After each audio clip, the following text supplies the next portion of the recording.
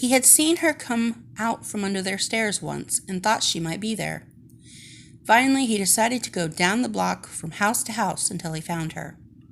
As he made his way past the corner and the black and white dog that lived there and the fence that was barking at him, he saw her.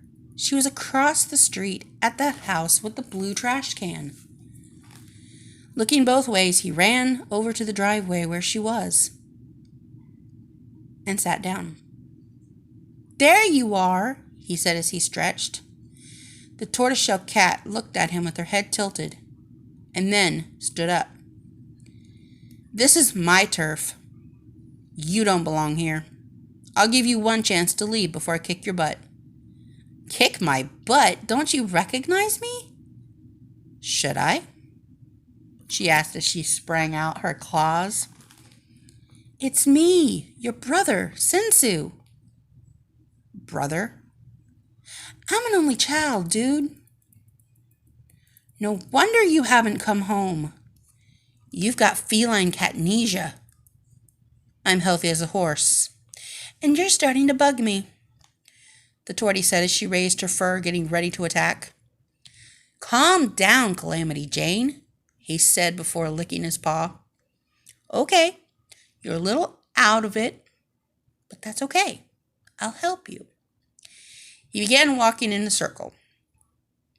"Your name is Minnie-Me, and you live down the block with me, at the house with the trailer, and 3 butlers in need of training. My name isn't Minnie-Me, and I live here. It's worse than I thought. You've progressed to the next stage. Denial. Where's Dr. Phil when you need him? You've probably gotten a bigger bump on your noggin, and you're in shock by what I'm telling you, so I'll repeat it." He sat down beside her. "Your name is Minnie-Me, and you live with—" "I heard what you said the first time." "Now leave." "I'm not leaving without you."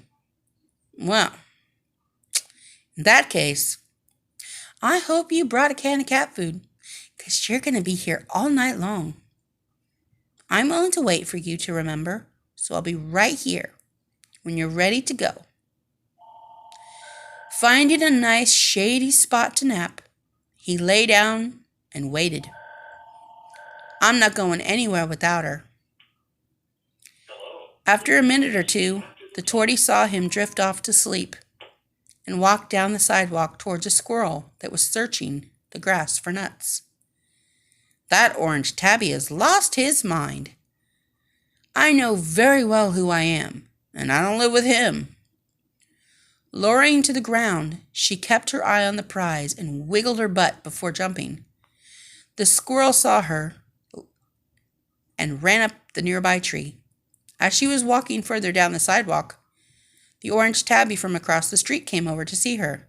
"Hi, Misty. How are you?" "I was doing just fine until he came along." She pointed her head toward her house. "I know him." "You do?" "Well, yeah. I kind of went there once to see who this Cinsus fellow was this girl mistook me for," he said, rolling on the concrete. "What's he doing here?" "He thinks I'm his sister. Speak of the dog catcher," he said as Cinsus came up the sidewalk. "You're going the wrong way. The house is that way." "I hear a glass bowl being tapped. I'll see you later." As Connor made his way back to his house, Misty kept walking. Just then she saw her owner's car pull in the driveway. "My person is home, and I'm hungry, so if you don't mind, I'm going to get something to eat." "I do mind. You need to come home." "How long are you going to keep this up?" "As long as it takes."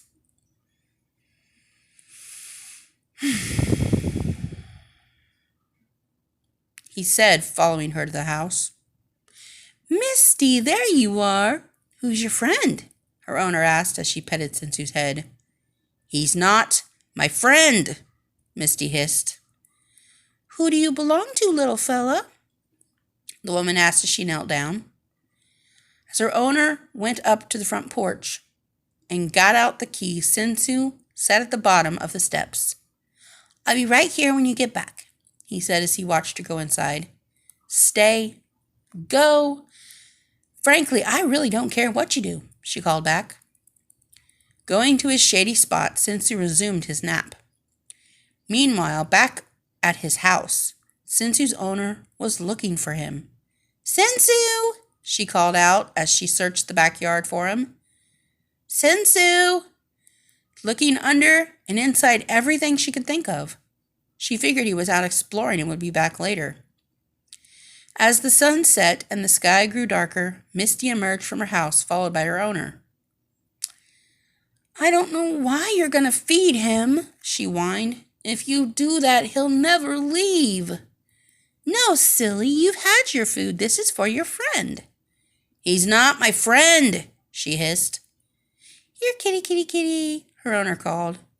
Tapping the can, she managed to arouse the curiosity of Cinsu, who came looking for it.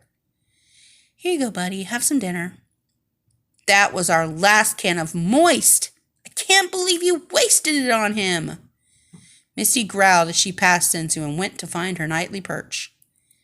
"Hey," he said as he turned to look at her. "That wasn't very nice." After eating the food from the can, which ended up under the car, Cinsu licked his paws and went over to Misty, who was napping. "Misty," Connor called as he bolted across the street. "What'd you have for dinner?" "Meow mixed tuna," she said as she yawned. "And you?" "Duck." "Duck?" Misty looked at him with her eyes widened. "Where'd your owner get duck?" "PetSmart. They had a can of duck cat food." "Lucky." "He's still there," Connor pointed out. "Yeah, I know." "Why? Did your owner adopt him?" "Hey, don't put that out there. It might happen," she hissed. "He hasn't left because he's delusional." "I'm not the one who's delusional. You're the one with catnesia." "Will you just leave me alone?" "Not until you remember who you are. If you're going to stay the night, I don't want you following me if I go exploring." "Why not? I'm your—" Yeah, you said that like 50 times already, but I don't need a chaperone." "Okay, fine. I'll just wait here for you." "Good." She walked over to Connor, who was staring off into space. "Come on, Connor, let's go exploring." "Huh?" he said as he shook his head. "Okay." As they walked away, Cinsu thought he could hear the faint sound of his owner calling him. "I hear you, Mom, but I can't go home because Mini-Me isn't ready yet." Many hours later, Misty and Connor returned with the catches in their mouths. Dropping her catch, Misty uttered goodbye to her friend. Taking the catch to the front door, she left it on the porch.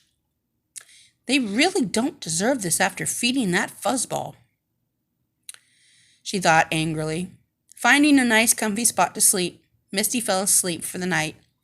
The next morning, the owner went outside to her car to see if her purse was in it and saw the orange tabby cat sleeping under her car. "You're still here." She knelt down and stared at the sleeping cat. "Who do you belong to? Are you lost?" "You're welcome to stay here as long as you want," she said before she got up. While he was sleeping, Cinsu began to dream. Mini-Me was running around the house like a madman and briefly stopped to say hi to him. She yelled at him to get up and play before his bones turned to mush. As he got up to chase her, she vanished into thin air and he couldn't find her.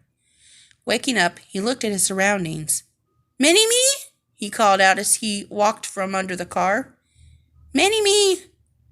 When he found Misty, he saw that she was still sleeping. Looking over her face, he noticed something that was not right. This cat is more sphinx-like, and Mini-Me was not. This cat had a line down her nose of yellow.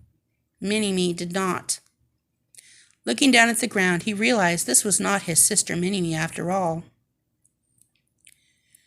"Excuse me," he said as he sat down on the pavement. "Excuse me." Misty opened her one eye. and, Misty opened one eye and looked over at him. She was annoyed that he woke her up so early. "What do you want?" she asked before yawning. "I just want to apologize for annoying you. You're right, you're not my sister. I'm going to the park to look for her. You need any help?" "I've bothered you long enough. By the way, what is your name?" "Misty." "Thanks for putting up with me, Misty. I won't be seeing you later, I promise." Walking away sadly, he headed towards the park, hoping Minnie would be there. As he entered the park, he looked around for any dogs that might be nearby. No one was in the park except a few birds and him. Last time he saw her, she was acting very funny. He had tried to get her to chase him, but she just lay there under the camper, ignoring him. She also hadn't lectured him about eating most of the cat food in the bowl. Also, Mommy and Papa had taken her for a ride in the truck one day. When they came back, Minnie hadn't been with them. It was then he began to think she might not be lost at all. What if she's gone to the big catnip field in the sky? Unwilling to believe that was the case, he called out for her again. He searched every inch of that park. The sky was now dark, and he sat on the merry-go-round, looking at the shadows around him. Finally, he decided it was time to go home. When he made it to the front porch, he meowed at the door. "I'm home! I failed to find Minnie, but I'm home." As he entered the dining room,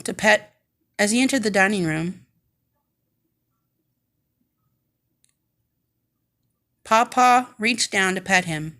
He felt himself being lifted up by his grandpa. "What?" he asked Pawpaw as Pawpaw picked him up. "Where have you been, Cat? We've been looking everywhere for you." If Pawpaw was worried, Mama must be very worried. He looked up at his grandpa. "I went looking for her, but I didn't find her." "Your mama's going to be glad to see you." "I didn't mean to make her worry. I just wanted to make her happy by bringing sister home." 2 weeks later.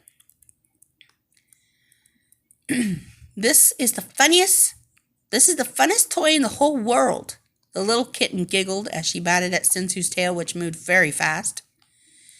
Cinsus stared at the little ball of fur, who was watching his tail like a hawk. He was happy to have a sibling again. He loved watching the new little kitty play and get excited with each step, as it discovered something it hadn't seen before. "Ooh, what's that?" The little kitten saw a toy under the buffet and ran after it, watching it roll out and stop. "You're mine!" With a fierce pounce, the kitten attracted it and ran after it with a giggle. Cinsus knew this was going to be a great new adventure, and he looked forward to every second of it, except the part where she bopped him on the head when he was napping. Other than that, he knew it was a great new adventure. The end.